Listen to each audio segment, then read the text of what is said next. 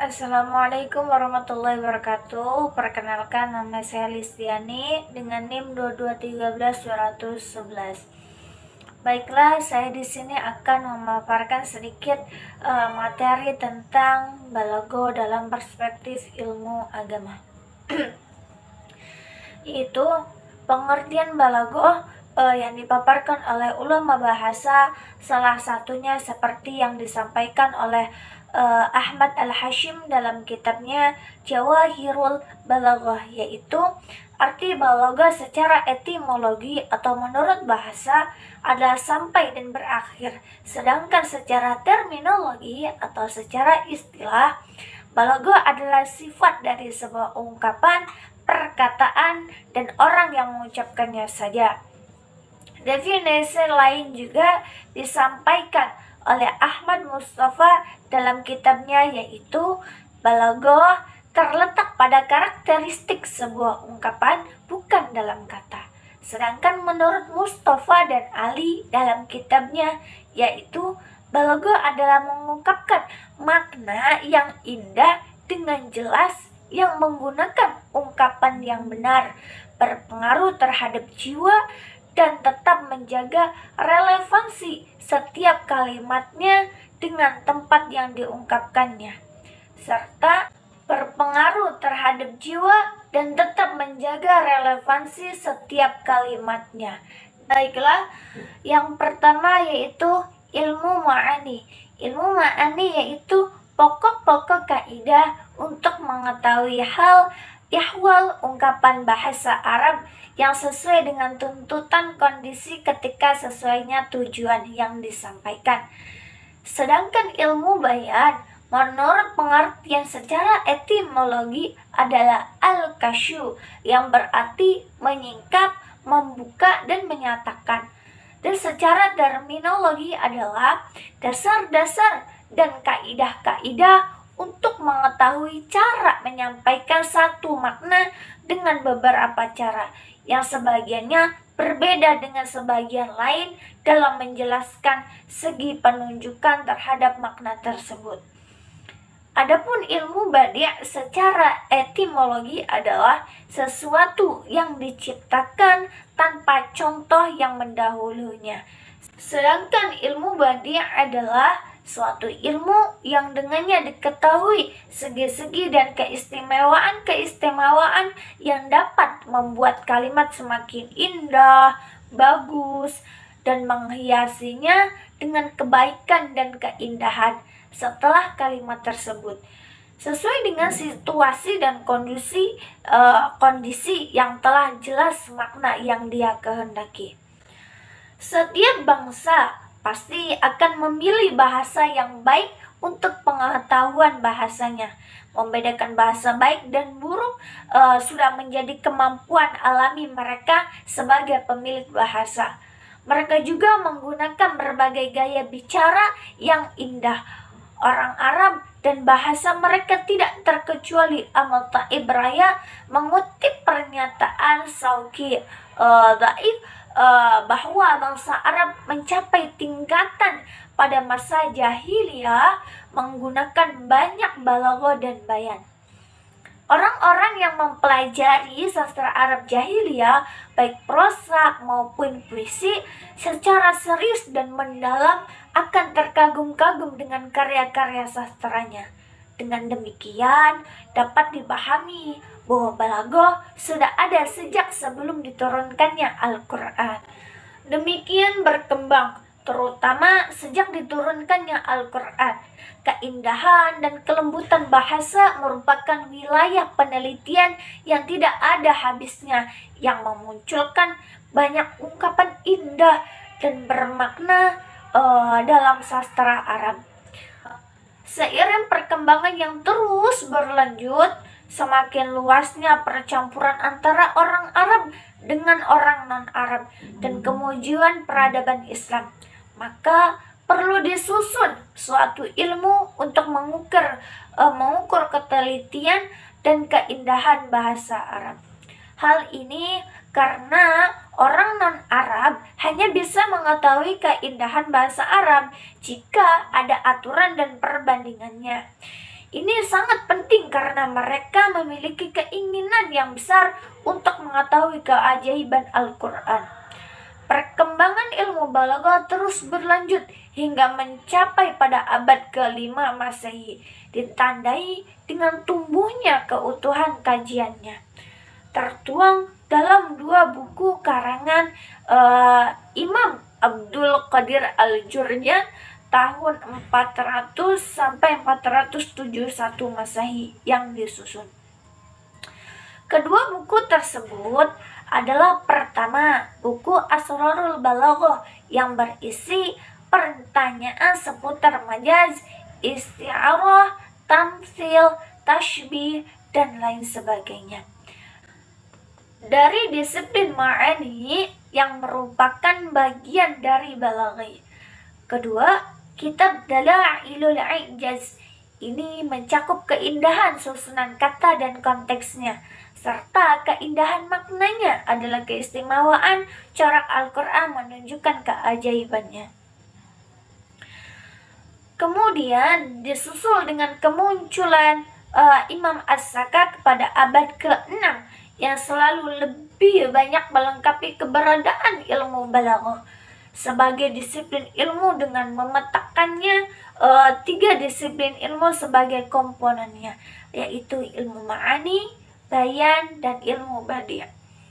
Namun antara ilmu bayan dan ilmu badi', beliau menghubungkan ilmu dengan istilah al-mahasin yang terbagi menjadi 2 bagian, al-mahasin lafdiyah dan ma'nawiyah, yang menyusun volume besar yang menjelaskan ilmu-ilmu di luar ilmu informasi bahasa Arab lainnya.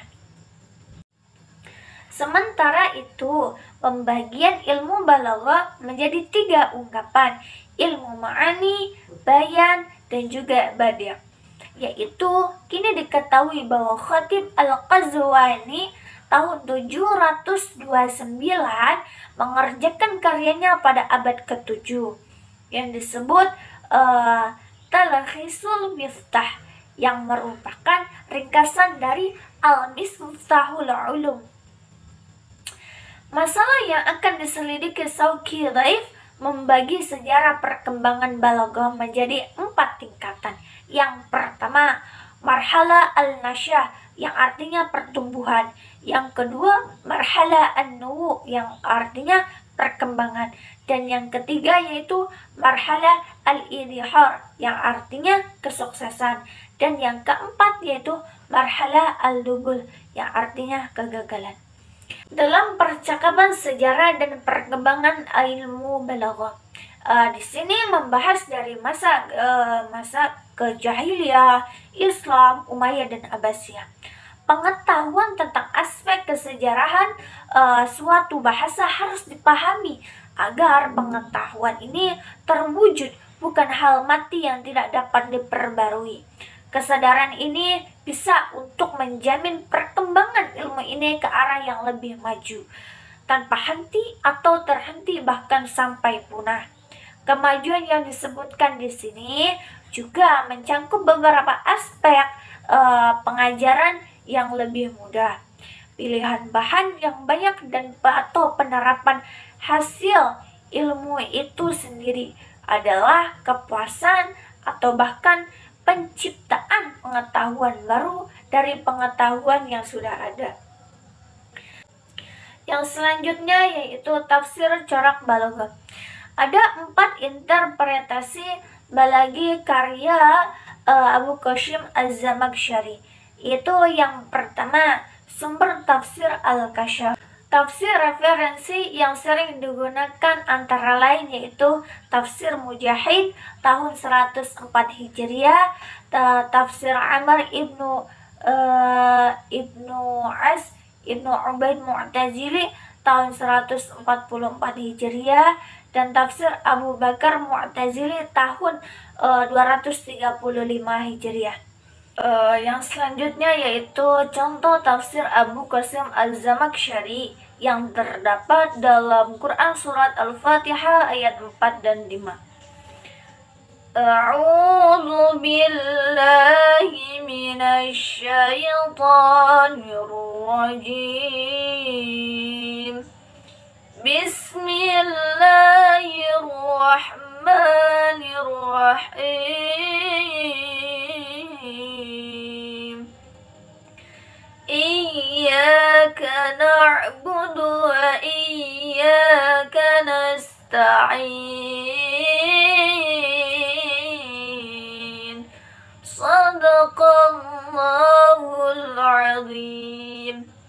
Yang artinya pemilik hari pembalasan. Hanya kepada Engkaulah kami menyembah dan hanya kepada Engkaulah kami memohon pertolongan. Az-Zamakhsyari pertama kali menafsirkan ayat ini dengan menjelaskan hukum idhofat, penyebutan Malik Yaumiddin. Tentang jenis idhofat, isim fa'il tidak sesuai dengan dzaraf. Diperluas berarti Tuhan yang memiliki segalanya pada hari pembalasan. Kemudian dalam menjelaskan ayat keempat, Az-Zamakhsyari berpendapat bahwa tujuan mendahulukan maf'ul bih memiliki maksud untuk pengkhususan, yaitu untuk berspesialisasi dalam ibadah mencari pertolongan Allah Subhanahu wa taala.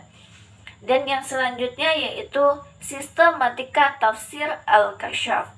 Tafsir Al-Kasyaf disusun oleh Musafi Tardib yang terdiri dari 30 juz dan memuat 144 ayat. Surat dimulai dengan suratul Fatihah dan diakhiri dengan suratul An-Nas. Tafsir ini terdiri dari 6 bagian. Az-Zamakhsyari dalam menafsirkan Al-Quran yaitu sebagai berikut. Itu yang pertama, awali dengan menyebutkan nama suratnya, Makkiyah atau Madaniyah. Contohnya, surat Al-Fatihah termasuk ke dalam surat Al-Makkiyah. Mengapa dikatakan dengan surat Al-Makkiyah? Karena surat ini turun di kota Mekah atau sebelum Nabi hijrah ke Madinah. Yang kedua yaitu jelaskan arti dari nama surat tersebut. Yang ketiga yaitu sebutkan keutamaan surat.